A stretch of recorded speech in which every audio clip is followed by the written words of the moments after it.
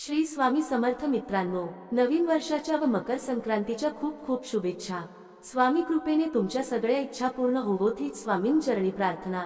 यावर्षी संक्रांत कशावर आली आहे, कोणत्या रंगावर आली आहे, त्यामुळे आपल्याला कोणता रंग वर्ज करायचा आहे, कोणत्या रंगांची साडी घालू नये, कोणता रंग शुभ व कोणता अशुभ आहे, तसेच संक्रांती काळात कोणती कामे करावीत आणि कोणती काम करणं गरजेचे आहे, संक्रांतीचे वाहन, वस्त्र, शस्त्र, वय, नाव, दान काय द्यावे, तसेच हळदी कुंकूसाठी कोणतं वाण द्याव आणि संक्रांती काळात अजून कोणकोणत्या गोष्टी केल्या जातात, या सर्व गोष्टींची माहिती सांगणार आहे। त्याआधी तुमची ही श्री स्वामी समर्थ महाराजांवर श्रद्धा असेल तर स्वामींसाठी व्हिडिओला एक लाईक नक्की करा। कमेंट बॉक्समध्ये श्री स्वामी समर्थ लिहायला विसरू नका। चॅनल सबस्क्राइब करा। आपल्या हिंदू धर्मात मकर संक्रांतीच्या सणाला विशेष महत्त्व आहे।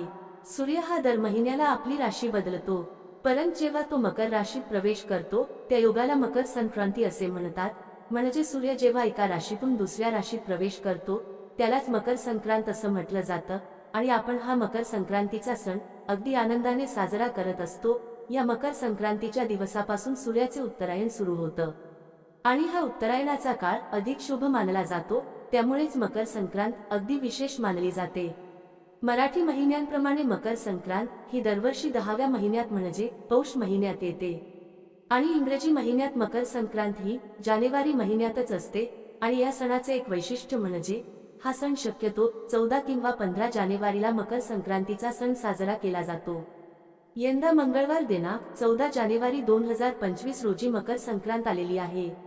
मंगळवार दिनांक 14 जानेवारी 2025 म्हणजेच शके 1946 पौष कृष्ण रोजी सकाळी 8:54 सूर्य मकर राशीत प्रवेश करीत आहे आणि संक्रांतीचा पुण्यकाल हा 14 जानेवारीला सकाळी 8:54 पासून ते संध्याकाळी 4:54 पर्यंत असणार आहे। संक्रांत ही दुसरी तिसरी कोणी नसून ती एक देवीच रूप आहे आणि संक्रांतीने ज्या रंगांचे वस्त्र परिधान केलेले असते त्या रंगांचे वस्त्र परिधान करणे आपल्याला वर्ज करायचे असते। सूर्याचे मकर संक्रमण बालवकरणावर होत असल्याने वाहन वाघ असून उपवाहन घोडा आहे। संक्रांतीने पिवळे वस्त्र परिधान केलेले असून हातामध्ये गदा घेतली आहे, केशराचा टिळा लावलेला आहे, वयाने कुमारी असून बसलेली आहे, वासाकरिता जाईचे फूल घेतलेले आहे, पायास भक्षण करीत आहे, जातीने सर्प आहे, भूषणार्थ मोती धारण केले आहे, वारणा व नक्षत्र नाव महोदरी असून सामुदाय मुहूर्त 45 आहेत, ती पूर्वेकडून पश्चिमेस जात आहे व वायव्य दिशेस पाहत आहे। आता संक्रांतीचे फल काय आहे ते पाहूया। तर संक्रांतीने ज्या वस्तू परिधान केल्या आहेत त्या वस्तू महाग होतील आणि संक्रांती जेथून आली आहे तेथून जनतेला सुप्राप्ती होईल। संक्रांतीच्या काळामध्ये तर दानधर्माला खूप विशेष महत्त्व आहे। तर दान काय करावे? नवे भांडे, गाईला घास, अन्न, तिलपात्र, गूळ, तीळ, सोने, भूमी, गाय, वस्त्र, घोडा इत्यादी यथाशक्ती दाणे द्यावीत आणि संक्रांतीच्या दुसऱ्या दिवशी किंक्रांत असते। पाहूया की संक्रांतीच्या काळामध्ये आपल्याला कोणती काम वर्ज करायची आहेत। संक्रांतीच्या काळात आपल्याला कठोर बोलणं टाळायचं आहे, म्हणजेच काय घरात वादविवाद करायचे नाहीत, कोणालाही अपशब्द बोलायचे नाही, शिव्या द्यायच्या नाहीत, उलट सगळेजण मिळून मिसळून हा सण आनंदाने साजरा करायचा आहे। सगळ्यांना तिळगुळ द्यायचा आहे, तिळगुळ घ्या आणि गोड गोड बोला। त्याबरोबरच या संक्रांतीच्या काळामध्ये आपल्याला वृक्ष गवत तोडणे ही कामं सुद्धा टाळायचे आहे।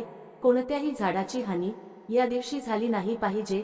तसेच गाई म्हशींची धार काढणे हे सुद्धा वर्ज्य सांगितले आहे। या दिवशी आपल्याला ब्रह्मचर्याचे पालन देखील करायचे आहे। तर अशा प्रकारे मी आता जी काही काम सांगितली ती आपल्याला संक्रांती काळामध्ये वर्ज करायची आहेत। तसेच आपल्याला माहिती आहे की संक्रांतीला काळा रंग घालणं खूपच शुभ मानलं जातं। फक्त लक्षात ठेवा, प्रत्येक वर्षी संक्रांती देवी वेगवेगळ्या रंगाचे वस्त्र परिधान करत असते। ते आणि ज्या रंगाचे वस्त्र संक्रांती देवीने परिधान केलेले असते तो रंग आपण वर्ज करायचा असतो। तर यावर्षी पिवळ्या रंगावर संक्रांत आलेली आहे, त्यामुळे आपल्याला या दिवशी पिवळ्या रंगाचे कपडे चुकूनही घालायचे नाहीत। संक्रांती देवीने पिवळे वस्त्र परिधान केलेले आहे, त्यामुळे आपल्याला पिवळ्या शेडचा कोणताही ड्रेस किंवा कोणतीच साडी घालायची नाही। डोक्यात पिवळ्या रंगाची फुले घालायची नाहीत, पिवळ्या रंगाच्या बांगड्या घालू नका। थोडक्यात काय तर या दिवशी आपण पिवळा रंग हा पूर्णपणे वर्ज करायचा आहे। तर शुभ रंग कोणते? तर मकर संक्रांती दिवशी लाल, हिरवा, गुलाबी, पोपटी, भगवा हे रंग अतिशय शुभ रंग मानले गेले आहे। तुम्हाला शक्य नसेल तर इतर रंगांच्या साड्या घालू शकता। फक्त पिवळ्या रंगाची साडी घालू नका. तसेच सुहासिनी महिलांनी या दिवशी हिरवा चुडा म्हणजे हिरव्या रंगाच्या काचेच्या बांगड्या आवर्जून घालाव्यात. प्रत्येक सुहासिनी महिलेने 16 शृंगार करावा. तसेच या दिवशी हळदी कुंकूचा कार्यक्रम केला जातो. तर वाण म्हणून 16 शृंगाराच्याच वस्तू भेटवस्तू म्हणून द्याव्यात.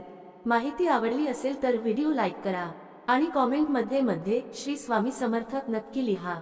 स्वामी कृपेने तुमच्या सगळ्या इच्छा पूर्ण होतील. श्री स्वामी समर्थ.